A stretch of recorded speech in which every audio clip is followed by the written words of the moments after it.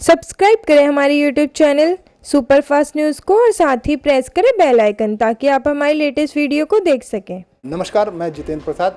आज हम जानने का प्रयास करेंगे कि समाज में जो कई तरीके की घटनाएं हो रही है, जैसे कि लॉकडाउन बढ़ गया है, समाज में समस्याएं बढ़ गई है। हमारे साथ में हरीश जी, जो कि आरएसएस के कार्यकर्ता भी हैं और दिल्ली प्रदेश में बौद्धिक विभाग में हैं। हम उनसे जानने का प्रयास करेंगे कि समाज में जो विघटन की स्थिति आ रही है उसके बारे में। हरीश जी, आपका स्वागत है।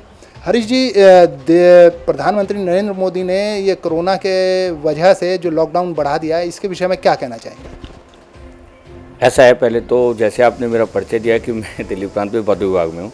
मैं संघ का प्रवक्ता नहीं हूँ, मैं अपनी राय दे रहा हूँ। मेरी राय संघ की राय नहीं हो सकती। मैं मेरे विचार से, मेरे मन में जो है वो मैं आपके साथ में शेयर करूँगा।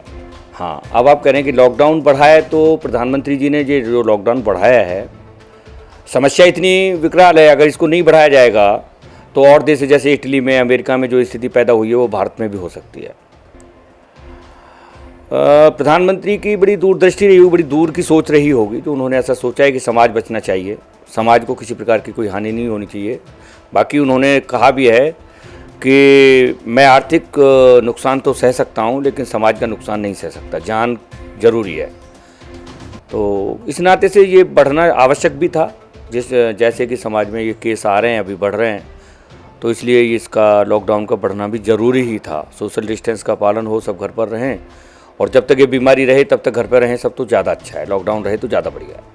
अच्छा, इस समय एक घटनाएं नज़र आ रही है कि कई इलाकों में मुस्लिम लोगों को घुसने नहीं दिया जा रहा है। सब्जी बेचने वाले या जो निचले स्तर पर काम करने वाले लोग हैं, उनको हिंदू इलाकों में, हिंदू बहुल क्षेत्रों में नहीं जाने दिया जा रहा है।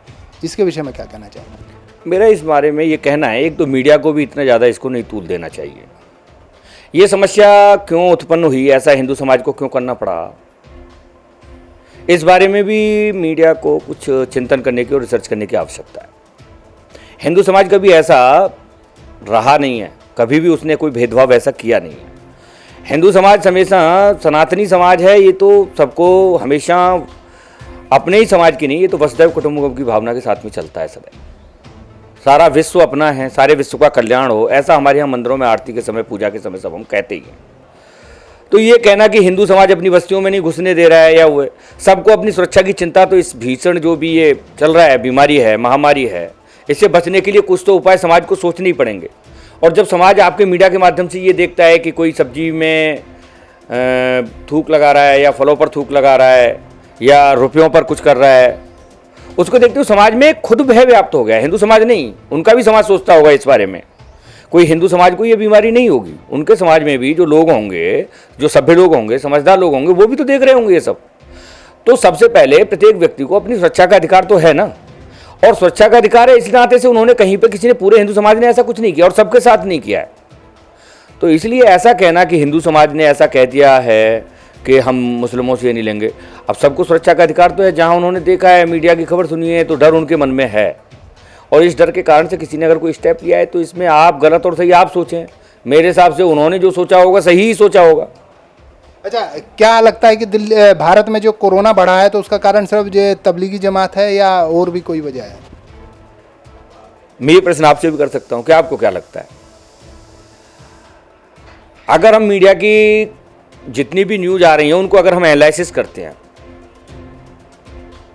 तो जब से ये तबलीगी समाज वाला मामला आया है, निजामुद्दीन प्रकरण जब से हुआ है, तब से अब तक लेकर के अगर स्टेट वाइज भी अगर हम आंकड़े देखते हैं, तो अब तक के जितने भी आंकड़े हैं उनमें उनका परसेंटेज कहीं ज़्यादा है, कहीं ज़्यादा नहीं है। मैं कहूँ कि 80-20 का रेशियो भी मान सकते हो आप इसको। तो फिर उधर हमारा जाना स्वाभाविक ही बनता है, उधर सोचना हमारा स्वाभाविक ही बनता है कि अगर तबलीगी समाज इस कारण से नहीं आया होता तो शायद देश को लॉकडाउन बढ़ाने की आवश्यकता भी नहीं होती, और सब सुचारू रूप से 14 तारीख के बाद में हो जाता। लेकिन ऐसा हुआ है, मैं नहीं, आप ही लोग दिखा रहे हैं, सारा मीडिया दिखा रहा है कि तबलीगी समाज के कारण ये समस्या और बढ़ गई, लॉकडाउन बढ़ाना पड़ा, बाकी सोशल डिस्टेंस का पालन और कुछ करने पड़े। तो ये जो है, इतना तो तय है कि अगर ये नहीं होता तो बीमारी से हम जल्दी निजात पा जाते। अब और समय लगेगा, अधिक समय लगेगा। अच्छा, तो क्या तबलीगी जमात को मुसलमानों का प्रतिनिधित्व मान लिया जाए कि ये सारे मुसलमानों का प्रतिनिधित्व है, या सिर्फ तबलीगी जमात अलग है एक चीज़? मैं ये भी नहीं कहता कि सब सारे समाज का प्रतिनिधित्व है, लेकिन ये है कि हाँ, वो जो अच्छा समाज है वो है कहाँ, उनको कहना तो चाहिए, उनको आगे तो आना चाहिए, इनका विरोध तो करना चाहिए। लेकिन वो समाज ऐसे समय पर, जो अच्छा समाज जो आप कह रहे हो, जो अच्छा मुस्लिम, पूरा मुस्लिम जिस तरफ आप जाना चाह रहे हो, मुझे ले जाना चाह रहे हो, उसको आगे तो आना चाहिए। ऐसे समय पे उनको कहना तो चाहिए इनके बारे में, तबलीगियों के बारे में। जब कोई इनके ऊपर प्रश्न चिन्ह नहीं उठाता, जो पढ़ा लिखा समाज है, जो बाकी प्रश्न चिन्ह उठाता है कहीं पे कोई घटना उठती है, जब इस बारे में कोई घटना नहीं आता तो उनके ऊपर भी प्रश्न तो बनता ही है ना। फिर ये भी लगता है कि क्या ये सारा समाज एक नहीं है? नहीं है तो उस अच्छे समाज को, उन तथाकथित बुद्धिजीवियों को जो इनका फेवर करते हैं, उनको आगे आना चाहिए, उनको कहना चाहिए। और जो अभी भी छिपे पड़े हैं, जो अभी भी बाहर नहीं आ रहे हैं, उनको बाहर निकलने के लिए, सरकार के साथ सहयोग करने के लिए कहना चाहिए, उनको इनका विरोध करना चाहिए, इनकी जो है इनका साथ नहीं देना चाहिए। जो व्यक्ति शांत रहता है ना, वो भी इसका साथ देता है, यानी गलत लोगों का साथ, शांत रहना भी गलत लोगों का साथ देना होता है। तो ऐसे समय पर उनको बाहर आना चाहिए। मैं तो नहीं मानता कि सारा समाज एक जैसा है, लेकिन हाँ, जब अगर कोई उसका विरोध नहीं करता तो फिर लगता है ऐसा कि सारा समाज ही एक जैसा है। हरीश जी, आपको क्या कारण लगता है कि ये मेडिकल स्टाफ पर या पैरामेडिकल स्टाफ पे, डॉक्टरों पे, पुलिस पे हमला हो रहा है? इसके पीछे क्या वजह हो सकती है?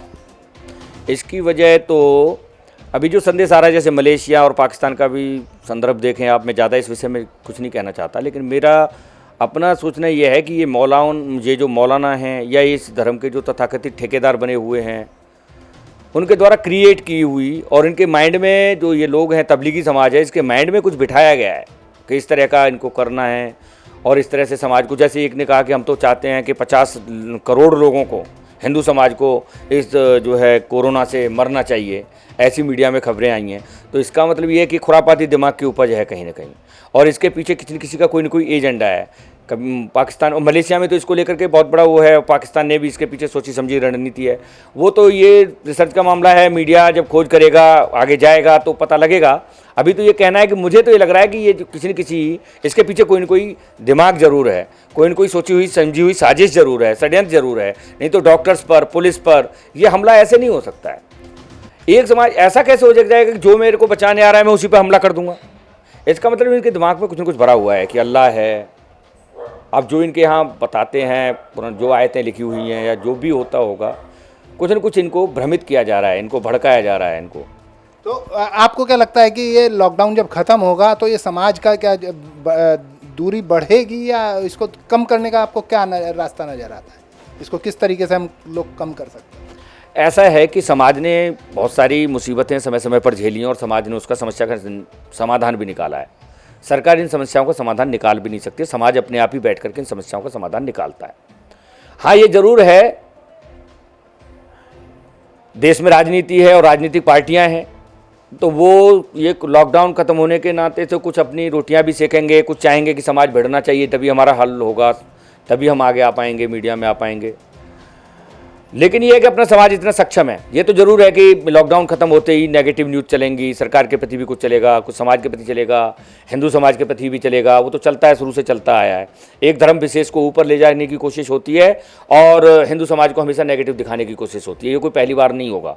मैं आज आपको दिखा रहा हूँ, जो मुझे दिखाई दे रहा है, लॉकडाउन जैसे ही खत्म होगा, हिंदू समाज को ये जो है कुछ और दिखाना चाहेंगे और मुस्लिम समाज को कुछ और दिखाना चाहेंगे। दोनों के बीच में कुछ न कुछ ये दूरियाँ लाएंगे, लेकिन अपना समाज इस समस्या का समाधान भी निकाल लेगा। हिंदू समाज ने कभी किसी पर कोई अटैक नहीं किया, कभी किसी के बारे में कभी गलत सोचा नहीं है। इसका जो है इतिहास उठा करके आप देख सकते हो, इसलिए कोई इतनी बड़ी समस्या मेरे हिसाब से बनेगी नहीं। लेकिन हाँ, ये ज़रूर है कि कुछ लोग इस समस्या को दूरी बनाएंगे, दूरी बढ़ाएंगे समाज के बीच में, इसका गलत वो भी करेंगे, उपयोग भी करेंगे, गलत बातें भी करेंगे, लेकिन ऐसा होगा नहीं, समाज इसको सही कर लेगा। जनता से आप क्या अपील करना चाहेंगे?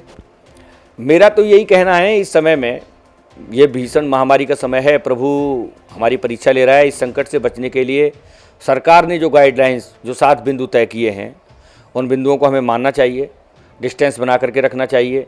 जब तक सरकार कहती है उन सरकार की बातों को मानना चाहिए। सरकार हमारे हित की बात सोचती है, अपने समाज के हित की बात सोचती है। समाज को भी इसमें आगे आना चाहिए। कहीं पर कोई भूखा ना सोए, उसको खाना मिल जाए, कहीं पे अगर कोई गलत व्यक्ति दिखाई देता है, समाज को भड़काने की कोशिश करता है, तो तुरंत जो है प्रशासन को इसकी सूचना मिलनी चाहिए, जिससे कि वो बात वहीं पर रुक जाए और हम जो है किसी ऐसी भीड़ का हिस्सा ना बने जो कि समाज को भड़काती है, समाज को विघटन लाती है समाज में। तो समाज से मेरी ये अपेक्षा है, समाज ने हमेशा अच्छा काम किया है, तो इसलिए इस समय में भी हम इस संकट से भी निकलेंगे सब मिल करके, और हमको ऐसा प्रयास करना चाहिए कोई भूखा ना सोए, इस समय किसी के घर में कोई परेशानी ना होए, सब साथ में रहें, मिलजुल करके रहें, ऐसी मेरी इच्छा है।